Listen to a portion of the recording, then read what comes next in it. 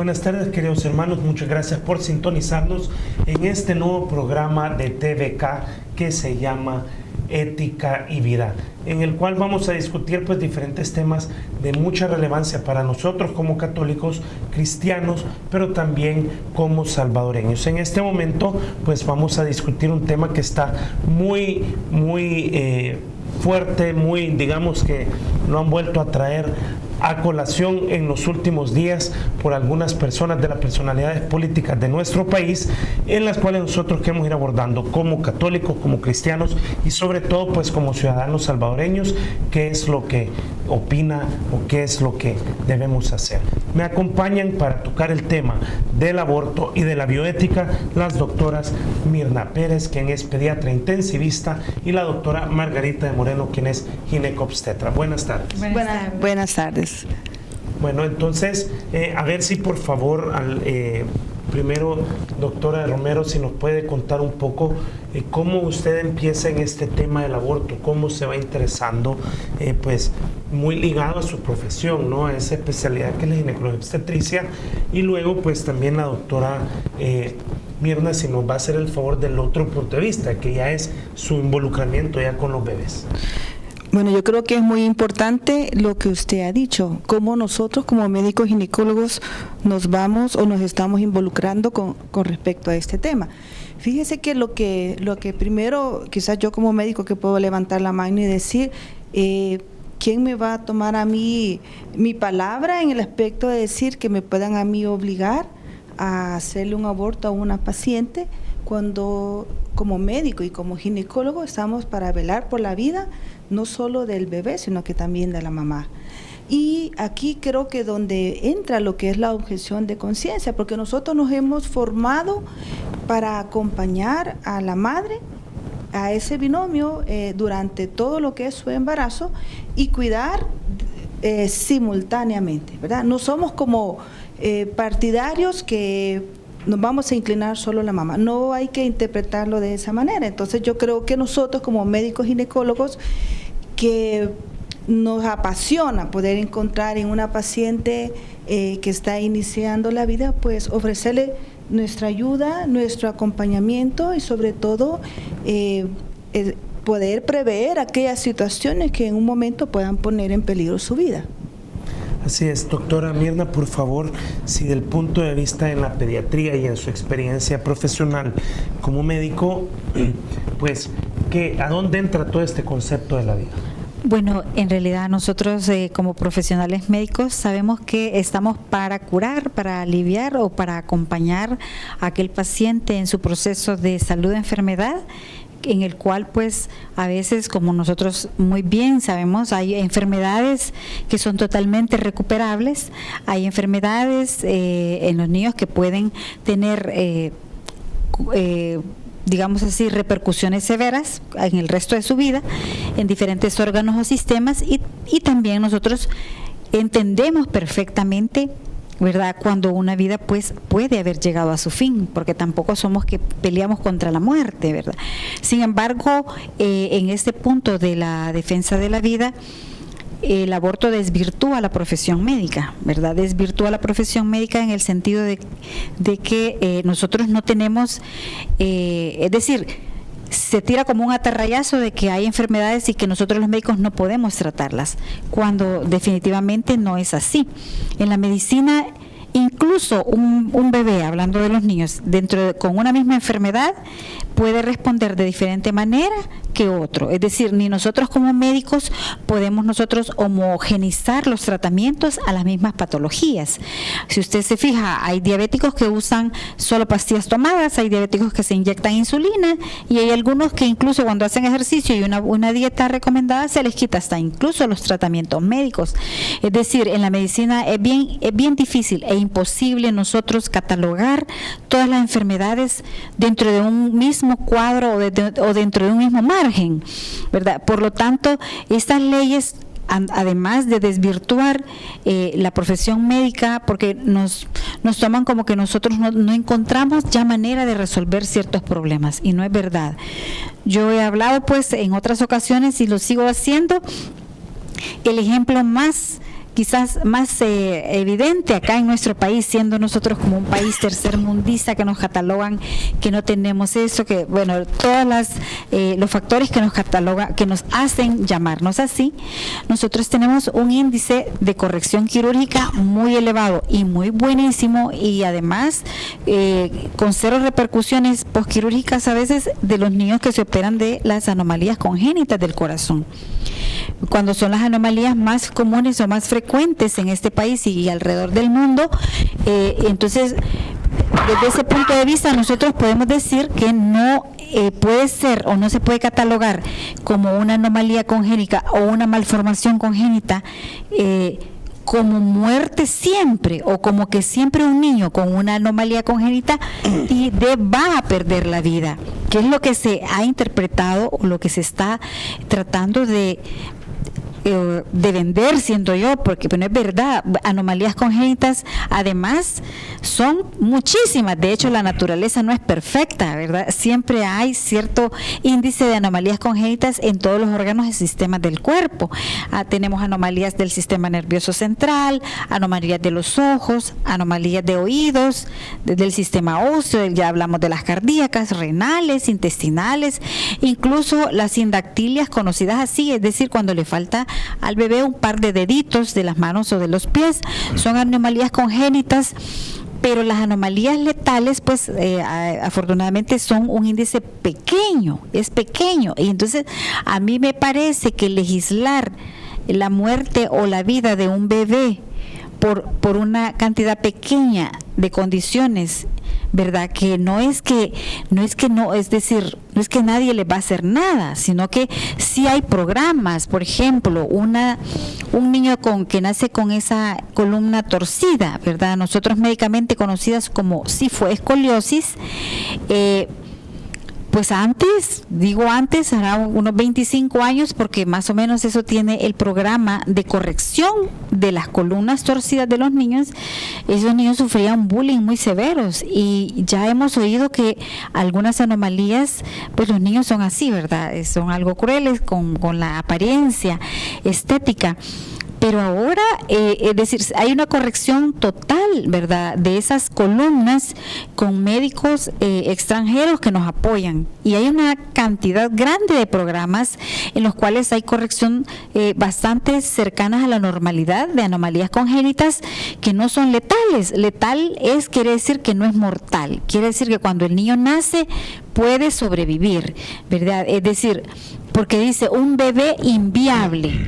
Es decir, lo que se interpreta es que inviable es el niño con malformación congénita, y a mí me interesa mucho que interpretemos que no todo el bebé con anomalía congénita es inviable. Inviable quiere decir que va a fallecer, que no tiene capacidad de vivir fuera del vientre materno media vez salga de él, ¿verdad? Entonces, no todas las anomalías congénitas son inviables, de hecho la mayoría son viables. Entonces, es decir, no vamos a nosotros a meter dentro del mismo grupo anomalías congénitas con inviabilidad. Un niño puede ser sano, nacer extremadamente prematuro y perder la vida.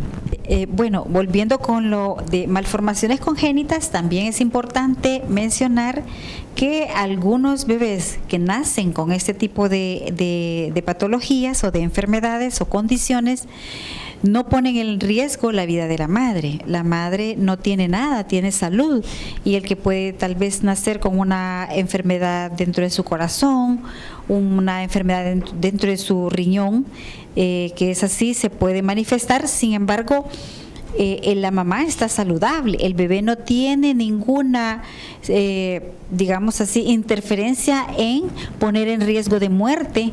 Si él presenta alguna malformación de esta naturaleza, no le permite o no le deja a la madre también mal de salud, ¿verdad? Eso es bien importante en la mayoría de malformaciones congénitas, porque la mamá está saludable. Sí, yo creo que esto es muy importante a tomar en cuenta, y es eso, que haya una enfermedad congénita en el niño que hay algo, digamos, algo más, todavía más letal, como más grave, como un caso anencefálico, en el cual el bebé, al nacer o al rato de haber nacido, minutos o días, va a fallecer. Pero es un embarazo completamente normal como otro. Y creo que eso es muy importante recalcar. Doctora Romero, si usted nos podría ayudar con esto, cuando hay que dar un diagnóstico a una madre que es un poco más complicado. Aún así, esto no dice de que es un riesgo inmediato. Así es, usted lo ha dicho. Yo creo que lo primero que hay que ubicar es si la madre antes de salir embarazada ya tenía una enfermedad de base. Digamos las que son las más difíciles de abordar, que son las cardíacas. También hay pacientes diabéticas muy complicadas, pacientes con patologías renales, con insuficiencias renales, que salen embarazadas. Entonces, claro, cada enfermedad tiene un grado disfuncional que va a llegar a afectar a ese bebé o en ese embarazo, o tempranamente, o nos va a dar oportunidad de llegar un poquito más allá de lo que es el periodo de viabilidad.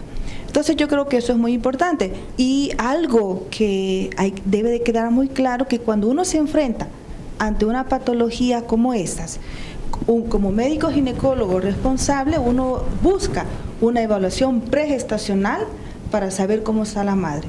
Si por alguna razón la madre tiene un embarazo y todavía, digamos, no estaba en el momento óptimo para salir embarazada, pues lo que se hace es que se monta un manejo integral, así como está el cardiólogo, está el endocrinólogo, está el neurólogo, está el nefrólogo, y buscamos la manera de que ese embarazo pueda llegar lo más largo que se pueda. Entonces, claro, puede ser que en el momento de ese embarazo puedan presentarse situaciones difíciles. Y difíciles digo porque uno piensa inmediatamente en la madre. Quiero decirle que hay entre estas, especialmente pacientes hipertensas crónicas, pacientes cardíacas, muchas veces así la naturaleza se encarga que esos embarazos terminan tempranamente, ¿verdad? Niños que mueren dentro del vientre de su madre por las situaciones en que la madre se encuentra. En otras ocasiones, pues ese embarazo sigue. Entonces, ¿qué quiero decir con eso? Con esto quiero decir de que teniendo el binomio, cuidando de la madre, teniendo todos los especialistas que están siguiendo ese caso, también buscamos la manera de que si podemos llegar un poco más donde el bebé pueda lograr un periodo, digamos, su supervivencia sea mayor, arriba de 20 semanas, pues lo que buscamos es conducir hasta ese tiempo. Entonces, el médico no es un médico que tiene las manos amarradas, como se nos ha hecho ver. Los médicos en El Salvador tenemos las manos amarradas. Así es, bueno, muchísimas gracias. Hemos llegado a la primera parte de nuestro programa Ética y Vida y volvemos en unos minutos.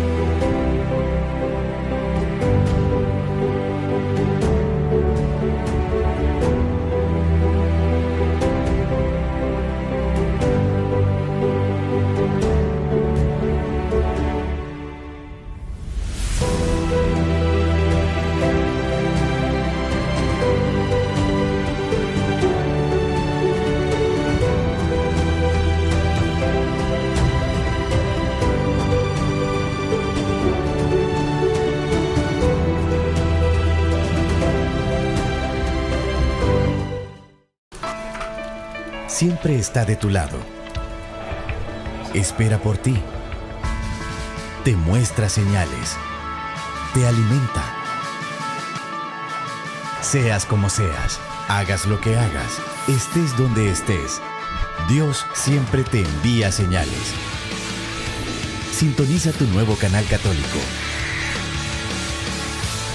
TVK, la señal que te transforma.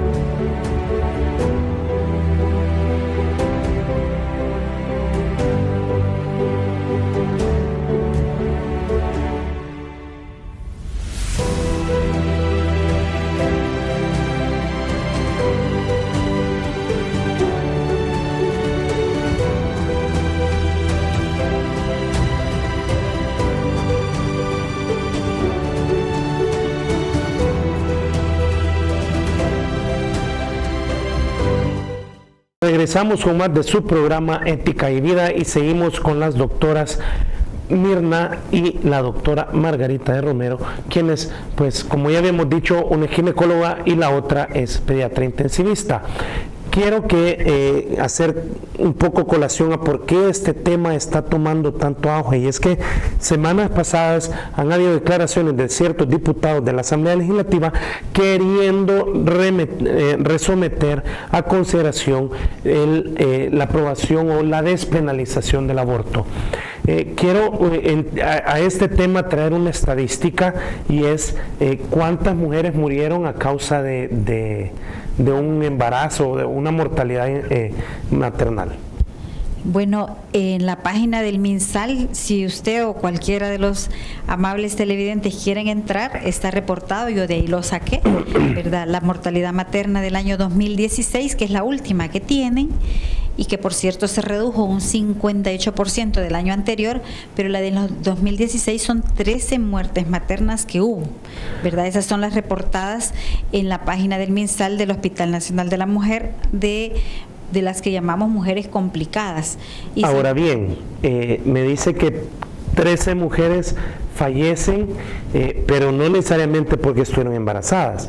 Entiendo que, y hacia eso es donde quieren llevar la legislación, bajo una confusión entre de que es una complicación del embarazo o qué es lo que realmente pasó. Sí. Porque tengo entendido que aquí hay factores aparte del embarazo que son los que han complicado. Extras. Es decir, la doctora Margarita de Romero podrá explicar un poco más porque ella es ginecóloga. Sin embargo, cualquier médico y cualquier persona común puede revisar la tabla estadística, y donde dice que la mortalidad materna número 1 es por la preeclampsia, ¿verdad? Es decir, la hipertensión posterior al embarazo, la menciona ahí. La segunda dice infecciones por heridas operatorias, ¿verdad? Infecciones por heridas operatorias no tienen nada relacionado con el embarazo o con alguna anomalía. Eso estamos hablando de datos locales nuestros, no son datos de ningún otro país ni del libro. Entonces, pues como se puede ver, las causas por las cuales las madres murieron no tienen mayor relación, pero tal vez la doctora puede explicar o ampliar eso. Bueno, en realidad que los problemas hipertensivos son uno de los que apuntan en cuanto a la morbilidad en las pacientes embarazadas, pero también los problemas hemorrágicos. Mire, quiero decirle con el respecto, vamos a tocar específicamente los problemas hipertensivos. La hipertensión o la preeclampsia, o sea, es provocada específicamente por el embarazo. Estoy hablando de la hipertensión que es provocada por el embarazo. Es después de las 20 semanas cuando hace su aparición. Entonces, nosotros, voy a hablar como la institución del Seguro Social, nosotros tenemos controles en donde las pacientes las estamos viendo cada 4 semanas, y después del 7º mes son pacientes en que podemos tener mucho más cerca sus controles. Como política del Seguro Social, nosotros tenemos medidas cómo manejar pacientes que podrían estar presentando estas complicaciones. Entonces, igualmente, sabemos que tanto las preeclampsias leves como las preeclampsias graves, cada una tiene un panorama diferente. Pero lo que sí no se puede, para mí, como justificar, es que una paciente con preeclampsia se nos complique por ausencia de controles del embarazo. Que porque haya situaciones en donde económicamente no la hacen asistir a un medio de salud. Entonces, no estoy diciendo que se va a evitar, que lo que yo quiero como médico es evitar la complicación, que esa paciente me llegue a una situación más delicada, como es una eclampsia, que es cuando la paciente convulsiona, y ahora este caso espectacular, yo lo llamo así, que es Dios quien nos ha puesto, el caso por el cual van a canonizar al beato Óscar Arnulfo Romero, que es una paciente que hizo un gel, una paciente complicadísima, y que no se explicaban cómo esta paciente había terminado sin ninguna, digamos, secuela, ¿verdad?, con respecto a eso, y una paciente que se curó. Entonces, yo creo que para mí, y vuelvo a decir, y para mí es muy importante, es la responsabilidad, un control prenatal adecuado, unas medidas en donde en un momento el médico va a tener que actuar, que no estamos diciendo ir a matar al bebé, que por alguna razón una acción médica ¿verdad?, me lleve a tomar una decisión, pero no directamente porque yo quiero terminar con ese embarazo. Entonces, yo creo que hay una gran diferencia entre decir, terminemos el embarazo porque se nos va a complicar. Eso me parece, yo lo hallo hasta cobarde, ¿verdad?, poder decir eso. No es lo mismo que tener a una paciente en donde como médico, especialista y con las facultades que hemos ido adquiriendo, porque ponemos al alcance, ponemos de la paciente los conocimientos, pero igualmente la prudencia de saber de que habrá momentos en que tengamos que tomar decisiones, pero con digamos, no sacado de la mano, ¿verdad?, sino que verdaderamente con evidencias científicas, donde nosotros hemos hecho todo humanamente. Y yo creo, mire, qué paz para una paciente poder decirle, mire, ya va a tener que nacer su bebé, ya no podemos seguir por esta y por esta razón. Pero no decir, mire, vamos a terminar porque no queremos que usted se complique. Yo creo que hace una gran diferencia esto. Creo que esto es muy importante, como englobarlo, resumirlo, y es que es más un tema del cuidado del paciente que del embarazo, ¿no? O sea, el resultado, por así decirlo, negativo puede darse por un mal cuidado, un mal sistema de salud o descuido de la misma madre, puede ser, pero la salida fácil podría ser el aborto, pero no es lo correcto, no es, por lo que estamos viendo, no es un tema de complicación, es más, ciertamente van a haber casos que sí se puedan dar, pero vemos que el mismo Ministerio de Salud ha registrado solo 13 muertes, y desglosando esas 13 muertes no van necesariamente ligadas hacia el embarazo. Entonces, muy difícil decir que se va a legislar sobre la vida a partir de tan pocos casos. Creo que eso es muy importante recalcar. Me gustaría también que tomáramos unos minutos, doctora Romero, para que nos contara un poco sobre las imágenes que vamos a tener en pantalla de ultrasonidos de diferentes etapas de gestación. Okay. Fíjese que yo escuché, yo creo que de los pediatras, que son los primeros 2000 días de vida del niño, y en realidad ese tiempo comienza desde el momento de la fecundación hasta que es un niño lactante. Tal vez me voy a quedar un poquito corta para decir exactamente la edad gestacional, pero mire, en estas imágenes, hasta dónde la belleza que tenemos ahorita, que la ciencia puede demostrar que ahí hay vida. De 6 semanas ya podemos ver por una ultrasonografía que está el corazón latiendo. Estamos hablando de 3.7 milímetros. Imagínense, todos fuimos de ese tamaño para poder llegar a ser después un bebé que nace de 7 libras o un poco más. Luego también creo que está otra en donde ya se ve que el bebé se mueve, son niños de 8 semanas, donde ya se ve su cabecita, se ven sus miembros, y el médico ultrasonografista puede estar viendo cuáles son las condiciones en que viene su bebé. La ultra de las 13 semanas, que es un término que tenemos que se llama el screening. Ese screening es muy importante porque nos habla mucho sobre, digamos, la viabilidad, ¿verdad?, de cómo viene ese embarazo. Igualmente me da herramientas oportunas, saber cómo puedo manejar un bebé que por alguna circunstancia tiene algo que va a requerir de un tratamiento inmediato a su nacimiento. Y las últimas es un bebé donde tiene 20, 24 semanas, donde antes no mirábamos eso hasta que el niño naciera.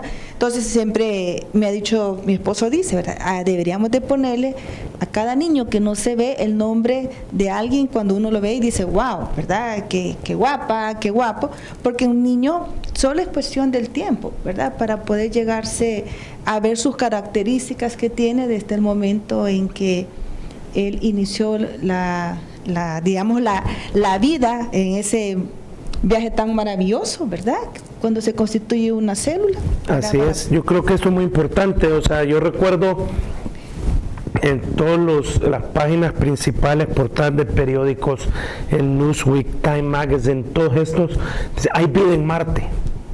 Todos llenaron, hay vida en Marte, y ¿qué era la vida en Marte? Unas células.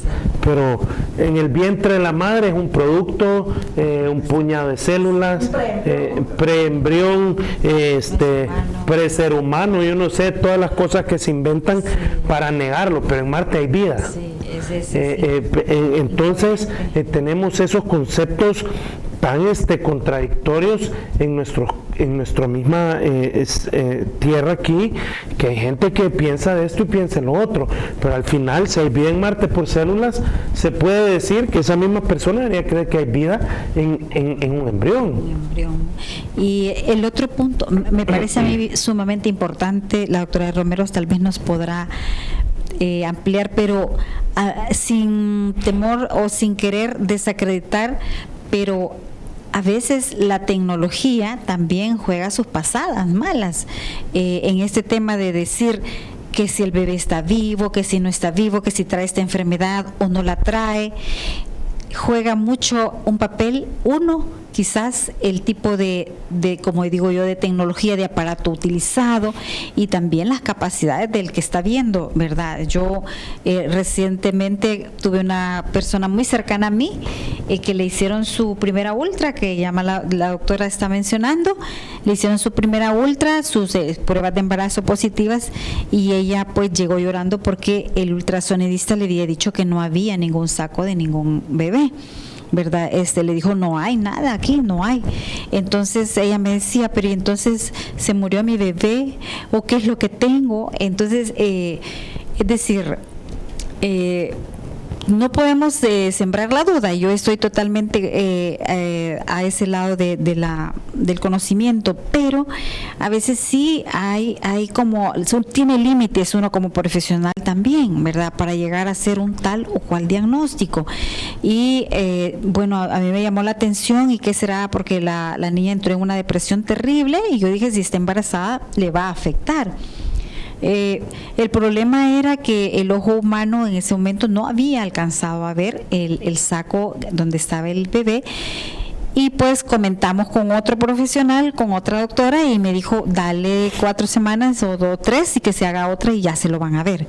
Y efectivamente así fue, ¿verdad? En 3 semanas más estaba el bebé totalmente ahí, apareció, pero a lo que voy es que usted no puede tomar una decisión tan gigante de quitarle la vida a alguien con una duda adentro, ¿verdad? Alguien que tenga una duda mínima no puede decir este bebé, justificar quitarle la vida a un bebé o a un ser humano con dudas de esta naturaleza, ¿verdad? Ha habido ejemplos más de se pueden enumerar más que con los dedos de la mano, de errores también, hay que decirlo, de errores diagnósticos, ¿verdad? Y entonces uno cuando alguien le dice un diagnóstico como ese, es como cuando a alguien le dan un diagnóstico de cáncer, ¿verdad? Es un diagnóstico que impresiona mucho a quien se lo den, ya sea en la etapa de la niñez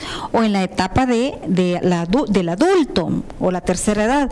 Es un diagnóstico impresionante, y si uno sabe que para hacer un diagnóstico de confirmar un diagnóstico acá en el país, las pruebas se van hasta fuera del ¿verdad? No se hacen locales.